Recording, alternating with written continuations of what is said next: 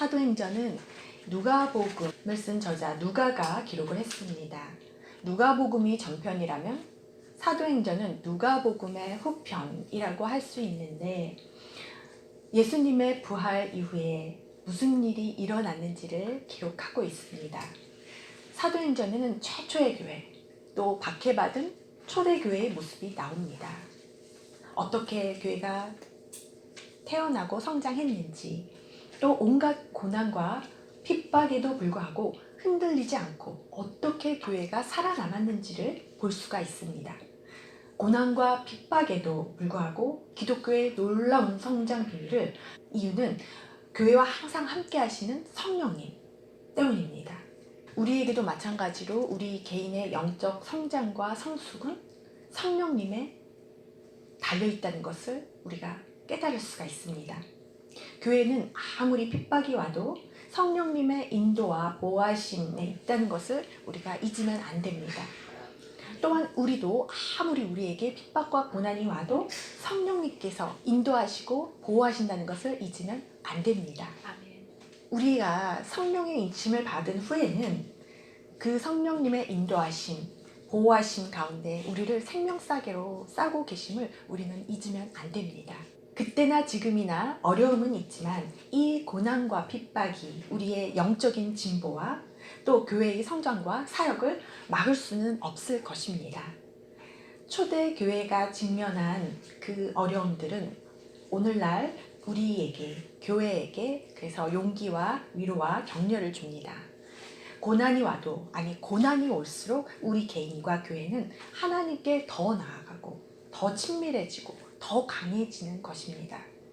이것은 2000년 전 교회가 어려움과 극심한 박해 가운데 살아남은 비결이었습니다.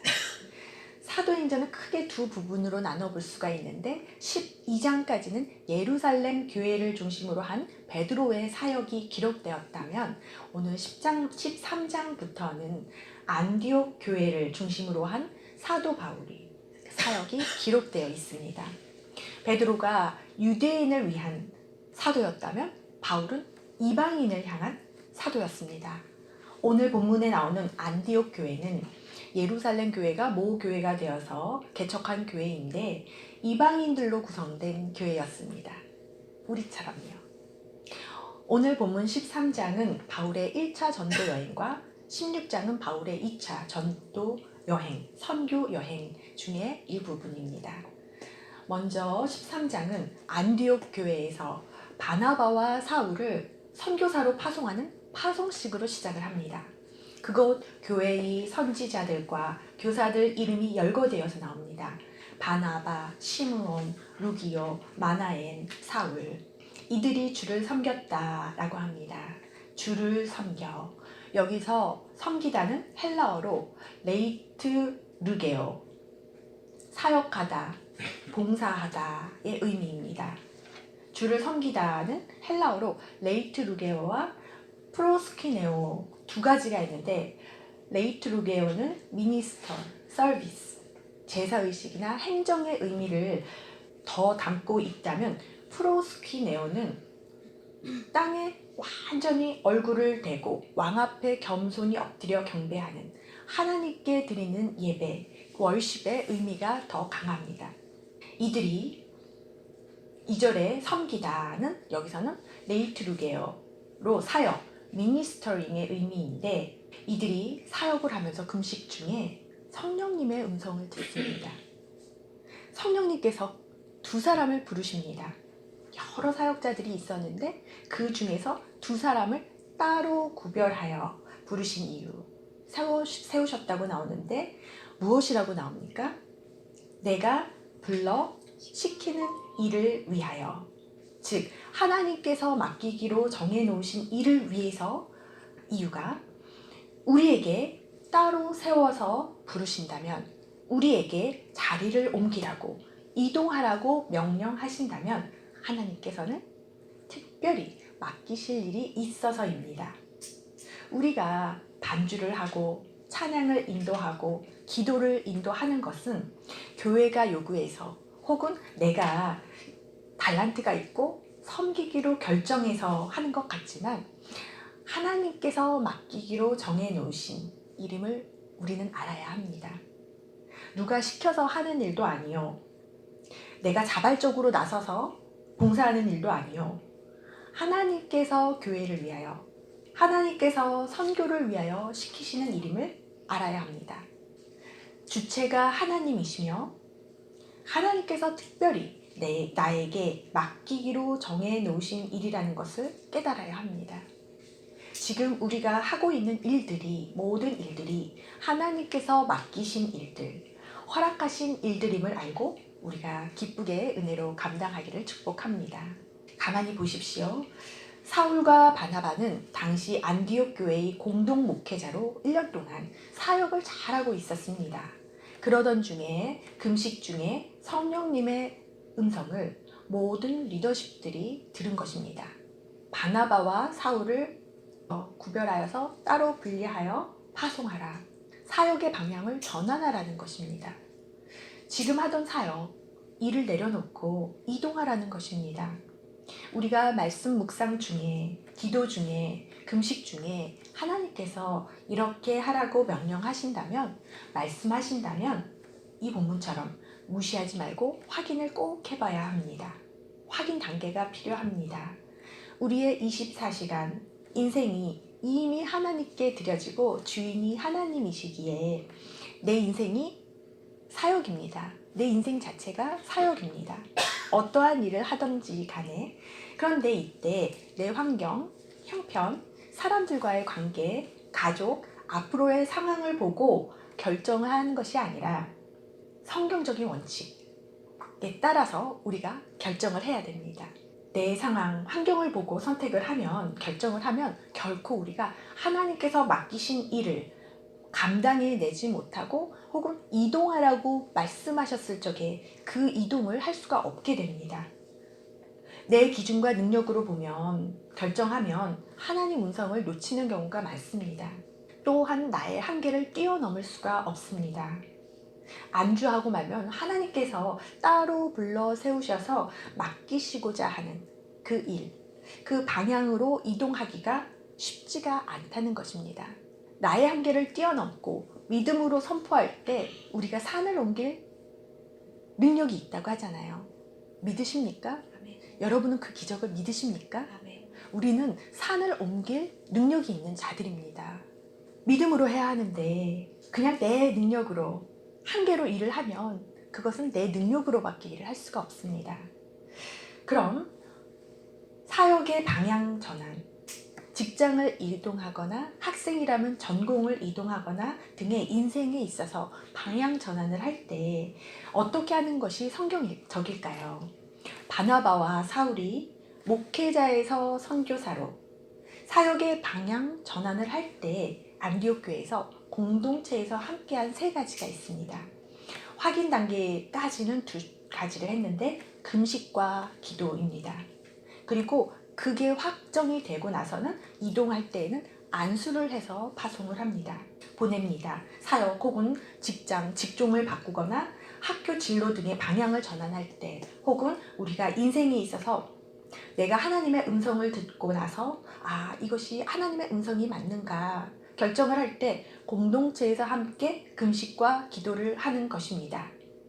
여기서 기도는 우리가 영혼, 육이 있잖아요. 그런데 우리의 지식도 있고 우리의 상식도 있고 지혜도 있는데 우리가 왜 여기서 금식과 기도로, 영으로 기도를 해야 하냐면 우리 안에 내재된 성령님, 그 하나님, 성령 하나님께서는 전지전능하십니다. 믿으십니까? 그래서 우리는 못 깨닫고 있지만 우리가 기도할 때, 우리의 영으로 기도할 때 우리의 영은 모든 것을 알고 있습니다. 믿으십니까? 우리의 육은 모를 수 있습니다. 우리의 혼은 모를 수 있는데 우리의 영은 전지전능하신 하나님이 우리 안에 계시기 때문에 우리가 모든 것을 알고 모든 것을 할 수 있는 능력이 있다는 것입니다.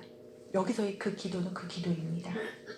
결정을 할 때 공동체에서 함께 금식과 기도를 하는 것입니다. 본인인 내가 물론하고 또 교회 리더십에게 기도 요청을 하여 함께 하나님의 뜻을 확인하는 것입니다. 그러면 더 확실하겠지요. 더블 체크, 크로스 체크이 되겠죠. 우리가 크고 작은 선택과 결정을 할 때, 사역을 바꾸고 이동할 때, 일을 바꾸고 이동할 때, 방향 전환을 할 때, 지금 일을 그만두고 새로운 일을 시작을 하는데 내가 고민하고 결정을 내리는 것 같지만 성령님께서 그럴 때 금식하고 기도할 때 길을 안내해 주십니다. 말씀해 주십니다. 그래서 이때 내가 기도하고 금식해서 분명한 하나님의 인도를 받는 것이 중요합니다. 내 뜻을 내려놓고, 물론 내가 못 알아들을 때에는 하나님께서 또 말씀하십니다. 내가 순종하기를 원하고자 하는 마음만 가지고 나아간다면 하나님께서는 여러 가지 방법을 통하여 깨닫게 해주십니다. 이때 내가 말씀으로 못 알아들으면 깨닫도록 나의 환경도 인도하시고 건강을 통해서 진로를 통해서 그 지진이 일어나게 됩니다. 나를 흔드시면 이렇게 지각 변동이 일어나는데 그러면 우리가 아래칠 수 있어야 합니다.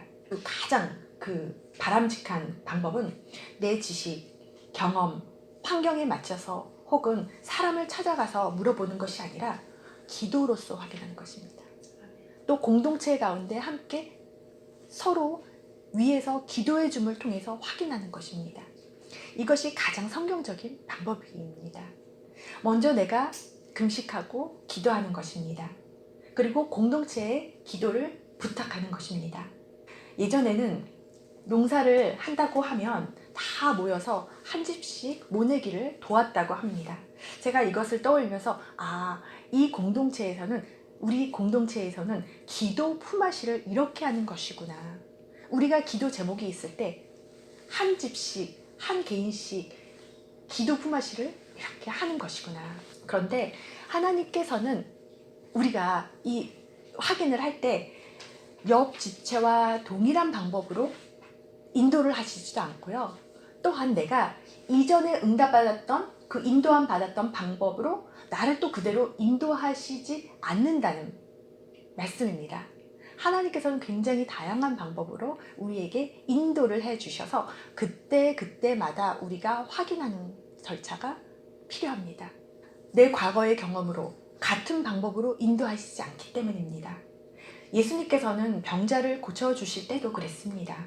이전에는 하나님께서 이러이러하게 나에게 인도하셨지. 그래서 지금도 앞으로도 그 방법대로 인도하실 거야가 아니라 매번 그 사역의 방향을 전환할 때, 진로의 방향을 전환할 때마다 우리가 그래서 금식하고 기도하고 하나님께 물어야 한다는 것입니다. 금식과 기도, 이것이 왜 중요한가?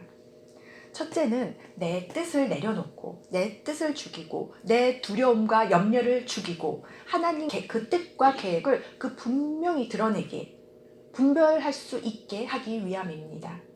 내가 걱정을 가지고 이 기도를 하잖아요. 혹은 내 너무 강한 뜻과 의지를 가지고 기도를 할 적에는 하나님의 뜻을 우리가 온전히 분별할 수가 없기 때문입니다.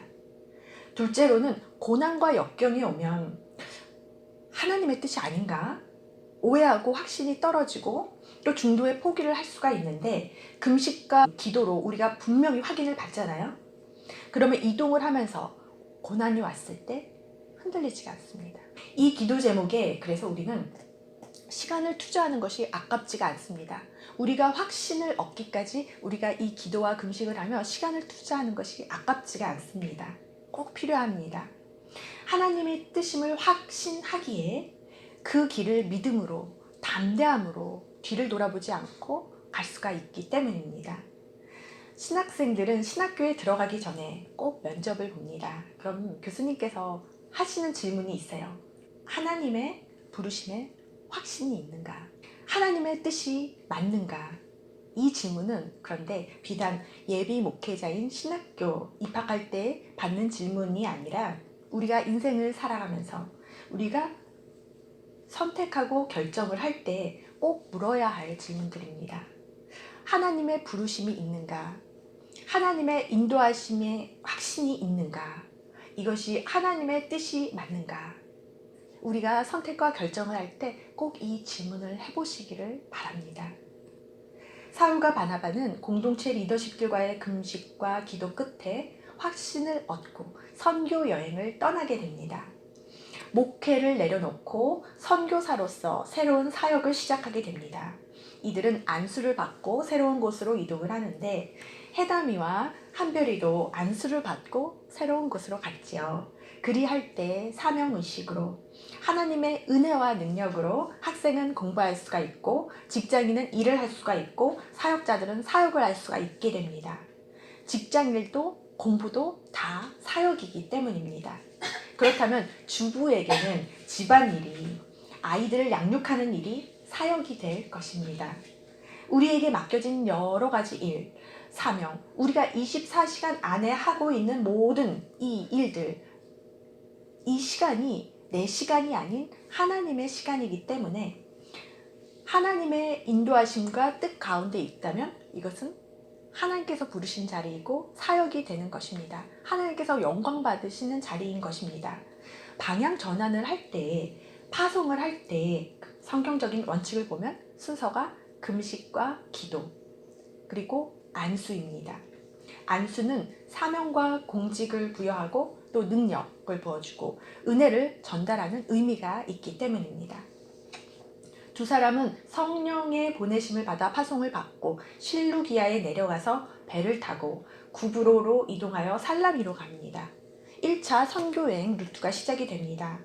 13장, 14장은 바울의 1차 선교여행인데 유대인의 여러 회당에서 하나님의 말씀을 전하고 바예수라는 거짓 선지자의 그 마술사도 만나고 이 2장에 걸쳐서 총독도 전도하고 사울은 바울로 이름을 고칩니다. 사울은 유대식 이름이고 바울은 로마식 이름인데 이방인을 위한 복음 전도자로서 바울은 세계적인 스타일로 이름을 바꿉니다. 그리스 로마로 선교를 하기 위해서 우리가 미국에 가면 영어로 이름을 또 짓는 경우가 있듯이 말입니다. 그래서 이렇게 이름을 바울로 바꾸고 루스드라에서는 치유사역을 합니다. 선천적으로 걷지 못하는 사람을 고쳐주고 그런데 이 선교 와중에 변을 당하게 됩니다.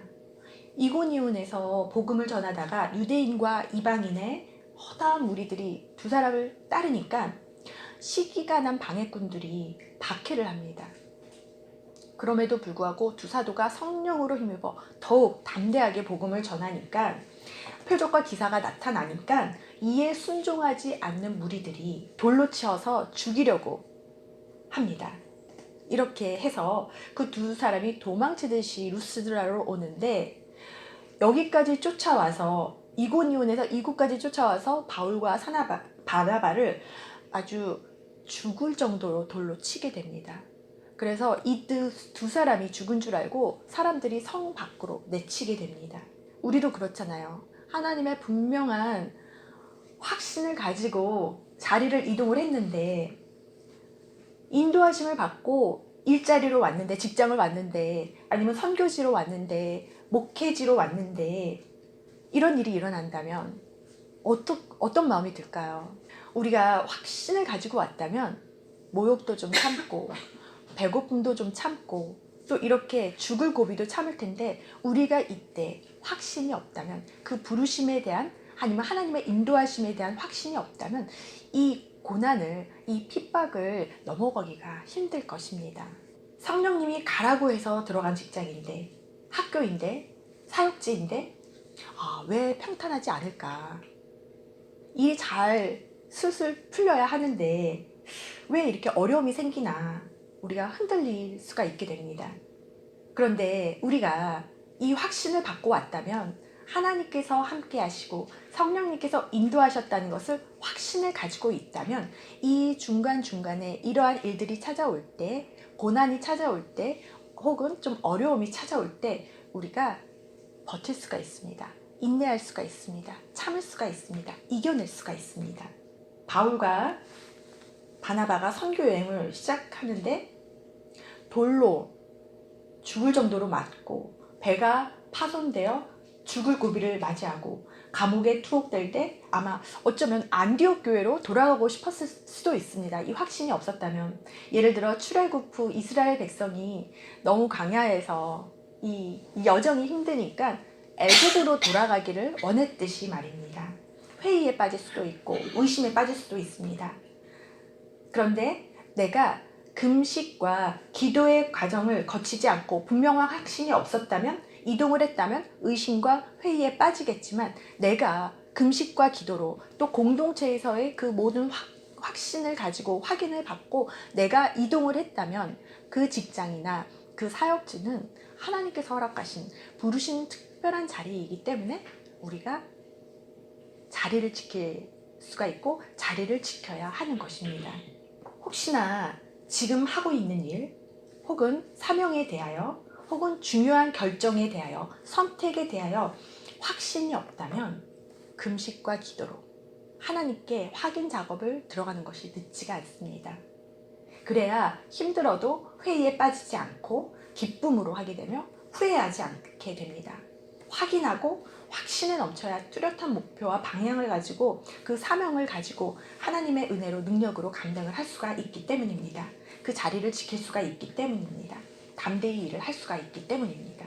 16장은 바울의 제2차 선교 여행입니다. 바울의 제2차 선교 여행 중에 일어난 일인데, 성령이 아시아에서 말씀을 전하지 못하게 하십니다. 웬일입니까? 성령님께서 하나님 말씀을 전하지 못하게 막으십니다. 7절에 보면 바울이 계획한 선교 경로가 있는데 비두니아로 가고자 애썼습니다. 바울은 노력했습니다. 바울은 비두니아로 가고자 애를 썼는데 예수의 영이 허락지 아니하시는지라. 성령님이 막으시는 이유, 허락하지 않으시는 이유는 무엇일까요?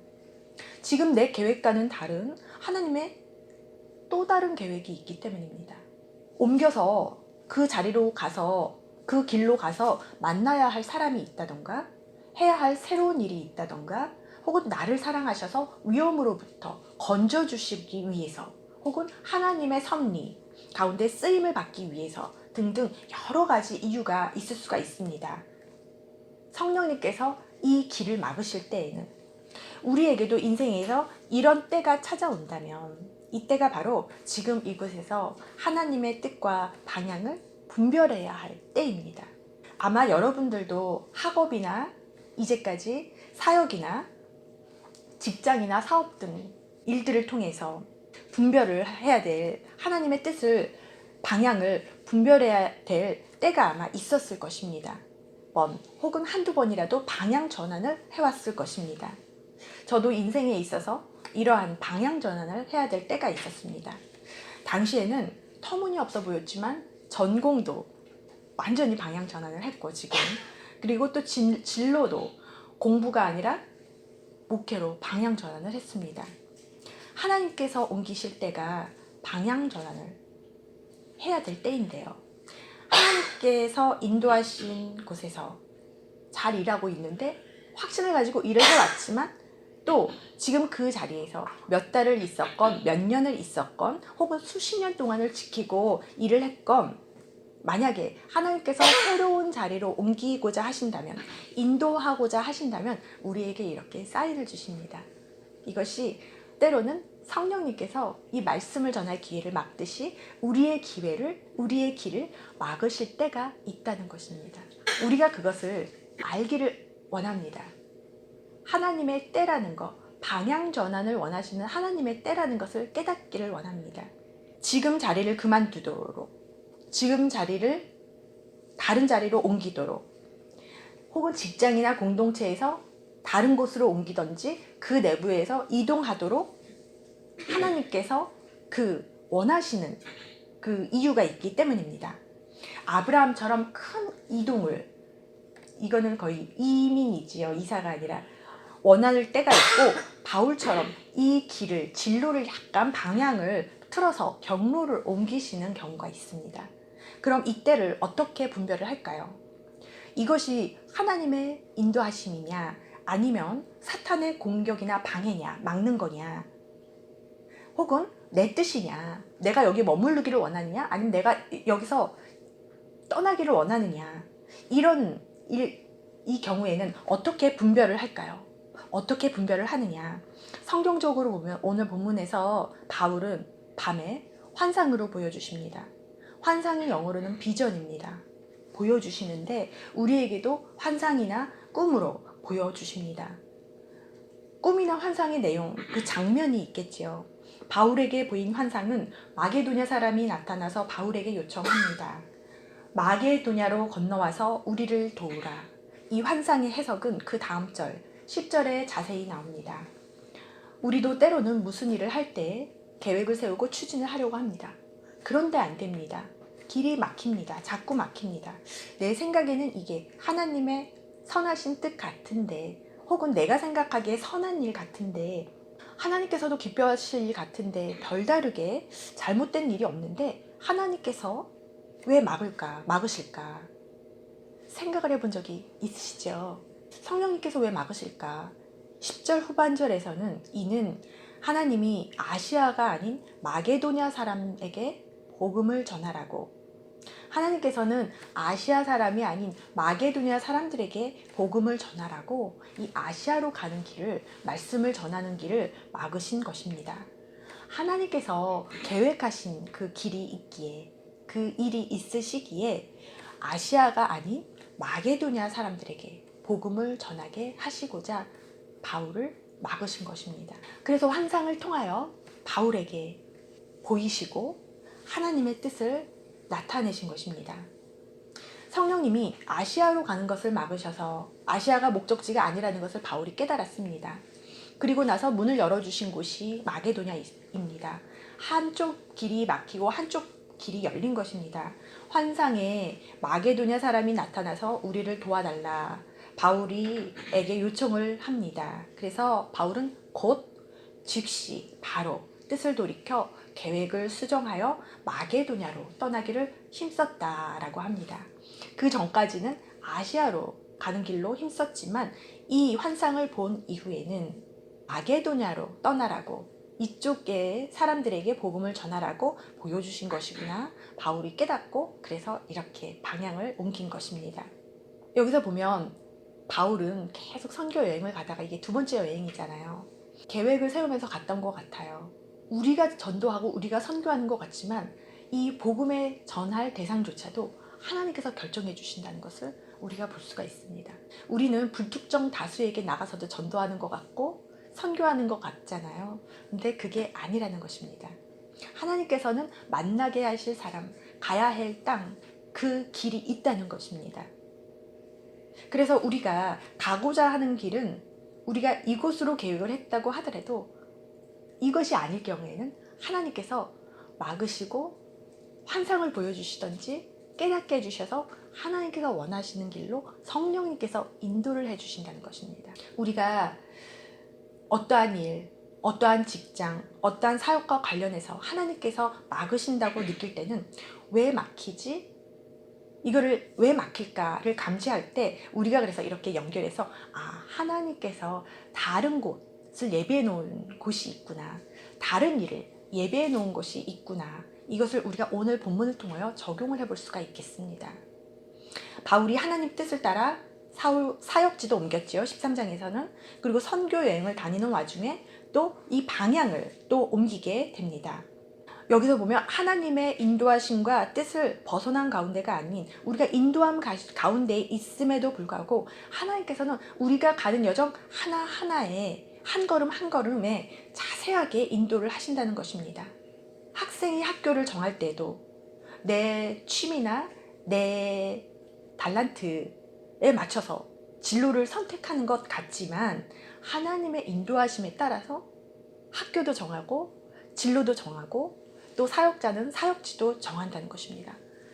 직장인은 그 직장도 정한다는 것입니다. 우리의 모든 선택과 결정, 한 걸음 한 걸음을 성령님께서 인도하신다는 것을 우리는 기억을 해야 합니다. 하나님이 그리고 가는 길을 막으신다면 그것은 이제는 더 이상, 이제까지는 인도해 오셨지만 그것은 더 이상 하나님께서 원하시는 길이 아니라는 것을 우리가 알아야 합니다. 그러면 바울처럼 우리가 방향을 바꿔야 된다는 것입니다. 인생에 있어서도, 우리의 가는 길에 있어서도. 하나님께서 원하는 방향이 아니라면 내가 돌이켜 방향을 바꿀 수가 있어야 합니다. 가던 길을, 직진을 하더라도, 전진을 하고 있더라도 그 길이 더 이상 나의 길이 아니기 때문입니다. 그럼 나의 선한 의도였지만, 나의 선한 목적이었지만 내려놓고 계획을 변경할 수 있어야 합니다. 아무리 좋은 자리라도 내려놓고 방향을 전환할 수 있어야 합니다. 이때 중요한 것은 하나님께서 말씀하시면 내 뜻과는 달라도, 내 목적과는 달라도 순종하고 내려놓겠다는 겸손함입니다. 좀 상식적이고 좀 더 편한 곳, 좀 내게 이익이 되는 곳으로 결정하는 것이 아니라 나와 하나님의 뜻이 다르다면, 그거를 깨달았다면 하나님께서는 완전하시고 전지전능하시기 때문에 내 뜻을 내려놓고 하나님의 뜻을 따라야 된다는 것입니다. 이것이 바로 겸손함입니다. 그런데 한 가지 주의할 점은 하나님이 막으시는 것과 사탄이 방해하는 것을 분별을 해야 합니다. 어떻게 분별을 할까요? 순종과 겸손이 있으면 영들 분별이 쉬워집니다. 그럼 어떨 때 사탄이, 악한 영이 나를 미혹시킬까요? 내가 욕심을 부리거나 아니면 안주하고자 할 때, 혹은 내가 이 내 뜻을 내려놓지 않고 하나님과의 뜻을 비교하면서 이렇게 잴 때 악한 영이 우리를 미혹할 수가 있습니다. 내가 하나님 앞에 그런데 겸손과 순종함으로 나아간다면 사탄의 영향력이 미미해지게 됩니다. 우리가 기도할 때는 내 영에서 그 확신이 하나님 성령님께서 인도해 주시는 것이 더욱 강해지게 됩니다. 내가 그런데 내 뜻을 굽히지 않고 하나님께 떼를 쓰고 욕심을 부리고 교만해지면 하나님께서 음성을 들려주시는 것도, 인도해 주시는 것도 우리가 자꾸만 혼탁해져서 우리가 잘못 그 뜻을 받거나 오해해서 내 뜻이 하나님의 뜻인 양 우리가 원하는 길을 가게 될 수도 있습니다. 그럼에도 불구하고 하나님께서는 여러모로 말씀을 하십니다. 환상으로도 보여주시고 또 여러모로 말씀을 해주실 것입니다. 감동도 주시고 또 평안도 주시고 소통을 해주시는데, 하나님께서 길을 인도하실 때에는 이것이 안락한 길은 아니라 할지라도 용기를 주십니다. 하나님께서 길을 인도하시는 그 길이라면, 우리가 따르고자 한다면, 그리고 우리에게 기쁨을 주십니다. 그리고 또한 불안을 주시는 것이 아니라 확신을 주십니다. 우리가 아무리 안락한 길, 안주하고자 하는 길, 편안한 길을 가고자 한다면 오히려 마음이 답답하거나 갈팡질팡하거나 오락가락할 수가 있습니다. 그런데 하나님께서 주시는 길은 성령님께서 이 길이라는 확신이 있으면 이 길이 조금 고난의 길이라 할지라도 우리에게 확신을 주시고, 그리하여 우리에게 용기를 주시기 때문에 흔들리지가 않고 우리가 그 길을 택할 수가 있게 됩니다. 하나님의 소통 방법 가운데에는 말씀도 있고 기도도 있고 꿈과 환상도 있습니다. 바울은 아시아가 아니라 마게도냐로 가는 게 맞구나 인정을 하는데 환상을 통해서 인정을 하게 됩니다. 환상을 바울이 보는데 여기서 상징이 있었습니다. 마게도냐 사람이 나타나서 마게도냐로 건너와서 도와달라고 청합니다. 우리가 꿈을 꾸거나 환상을 보았는데 그 여운이 계속 남는다면, 무시할 수가 없는 것이라면 구체적으로 적어보면 훨씬 더 정리가 잘 됩니다. 저는 환상을 보거나 꿈을 꾸면 그때그때 적어놓거나 그려놓습니다. 그때가 지나면 금방 잊어버리기 때문입니다. 그리고 여러 가지 것들을 보여주는데 서너 가지는 기억이 나도 한두 가지는 놓쳐버리는 경우가 있기 때문입니다. 장면을 기록을 한다거나 그려놓으면 그때그때, 그러면 그것을 당장이 해석이 될 수도 있고, 혹은 또 시간이 지나면서 하나님께서, 성령님께서 해석을 해 주실 수가 있는데, 이거를 보면서 우리가 하나님께 주신 분이니까요, 하나님께 물으면서 이 환상에 대한 해석을 구해야 할 것입니다. 그러면 분명히 하나님께서는 우리를 통해서 알게 해 주실 것입니다. 왜냐하면 하나님께서는 환상을 감추고자 하셔서 보여주시는 것이 아니라 우리의 길을 인도해 주시고자 주시는 거기 때문에 하나님께서는 분명히 그것을 우리에게 깨닫게 해주십니다.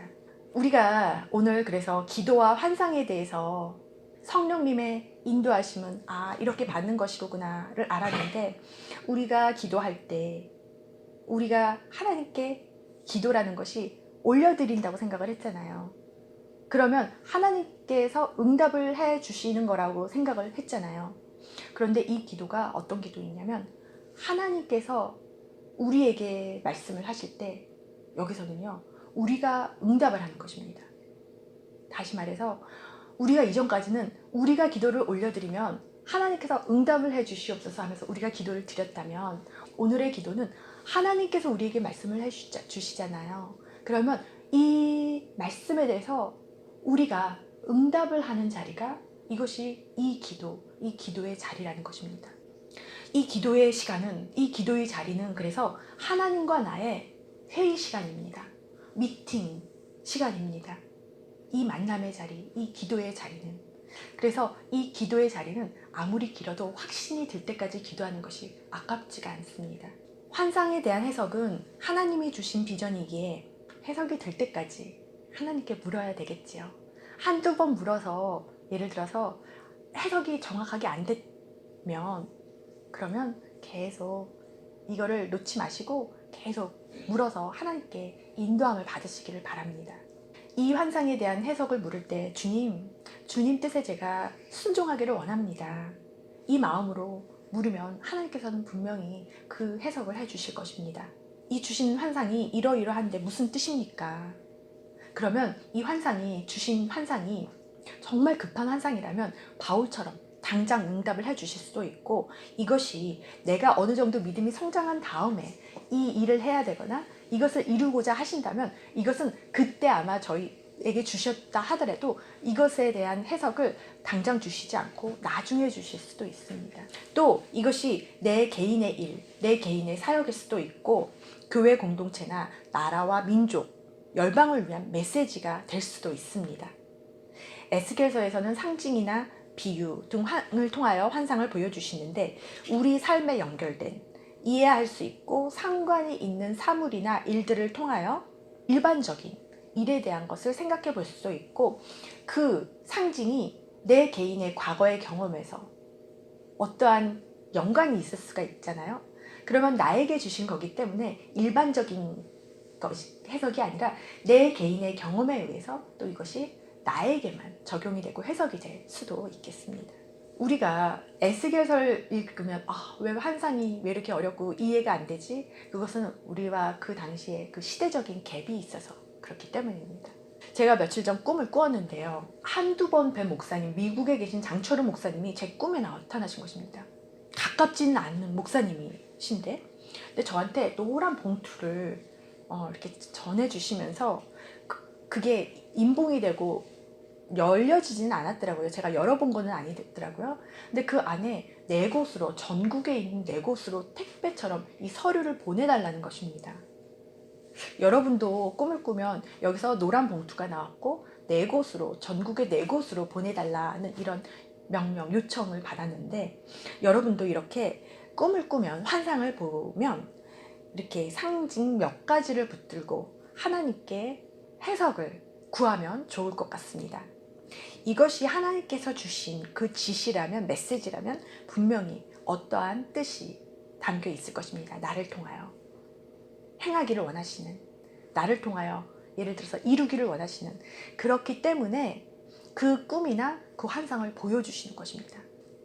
오늘 결론은 사도행전을 통하여 바울과 바나바의 파송 방법, 하나님께서 어떻게 부르시고 행선지를 인도해 가시는지 1차, 2차 선교 여행을 통하여 나누었습니다. 선교는, 우리의 모든 진로는, 우리의 일들은 하나님의 인도하심을 받는다는 것입니다. 우리가 소소한 것은 하나님의 인도하심을 받는 게 아닌 것 같잖아요. 그런데 우리의 24시간, 오늘 내가 누구를 만나고, 혹은 내가 다음 주에 누구를 만나고, 아니면 내가 어디를 가고, 이 미국을 가고, 이러한 일들, 이러한 것들이 다 하나님의 인도하심이라는 것을 깨달아야 합니다. 그리고 하나님께서 함께 하신다는 것을 깨달아야 합니다. 그래서 사도 바울에게 역사하신 성령님, 그 동일하신 성령님께서 오늘 현재 내 인생 여정 가운데, 우리 교회 가운데 역사하시고 인도하신다는 것입니다. 사역과 인생의 방향 전환은 그래서 또한 내가 결정하는 것이 아니라 성령님을 통하여 우리가 결정을 하게 됩니다. 선택을 하게 됩니다. 내 계획, 의지, 기분 혹은 능력이 아니라 성령님을 통하여, 내 능력이 안 돼도 괜찮아요. 성령님께서 인도해 주시는 것이라면. 그래서 성령님을 통하여 우리의 인생이 방향 전환이 일어납니다. 우리가 계속 이렇게 업그레이드가 되는데 우리의 능력에서 방향 전환을 하면 결코 업그레이드가 아니라 수평 이동을 하게 되는데 성령님을 통하여 인도하심을 받잖아요. 그럼 우리 한계를 뛰어넘어서 우리가 업그레이드가 돼서 하나님의 인도하심을 받는다는 것입니다. 우리가 우리의 일상도 그렇고 전도와 선교도 마찬가지입니다. 그래서 우리는 성령님, 하나님의 인도하심에 민감하게 반응을 해야 합니다. 여러분의 인생은 여러분의 인생이 아닙니다. 하나님이 가는 길을 우리가 함께 가는 것입니다. 예를 들면 우리가 가는 길을 하나님께서 함께 하시는 것이 아니라요. 우리는 하나님께서 가는 길을 우리가 함께 한다는 것입니다. 이게 다르지요. 그러면 주체는 누구이십니까? 하나님이십니다. 하나님께서 결정하시는 길을 우리가 함께 따르는 것입니다. 그래서 확신을 가지고 우리가 일을 해야 되고, 확신을 가지고 사명을 감당해야 되고, 확신을 가지고 우리 자리에서 일들을 해 나가야 됩니다. 소소한 일도 우리가 확신을 가지고 일을 하기를 축복합니다. 소소한 일이 하나님 앞에서는 없는 것입니다. 또 길을 막으신다면 왜 막으시는지, 어느 새로운 길로 인도하시고자 하는지를 잘 분별할 수가 있어야 합니다. 그러니까 지금 있는 자리가 너무 좋다고 해서 연연할 필요도 없고요. 또 옮기시는 자리가 너무 나쁘다고 해서 우리가 걱정할 필요도 없는 것입니다. 새로운 임무, 새로운 자리로 이동하기를 원하신다면 그때 말씀하실 때 그냥 저버리지 마시고 무시하지 말고 기도로 다시금 확인을 해보아야 합니다. 옮길 때인가에 대해서 또한 나도 기도하지만 또한 이 공동체에서도 함께 기도하자고 해서 확인을 받고 확신을 가지고 그 자리로 옮기시기를 축복합니다. 바울처럼, 그리고 또 확인이 되면, 확신이 들면 바로 움직여야 합니다. 애써야 합니다. 이제 그곳으로 우리에게 그러한 영적 분별력이 있기를, 그래요 내 인생의 모든 선택, 내 모든 결정에 있어서 성령님의 인도하심을 받기를 예수 그리스도의 이름으로 축원합니다.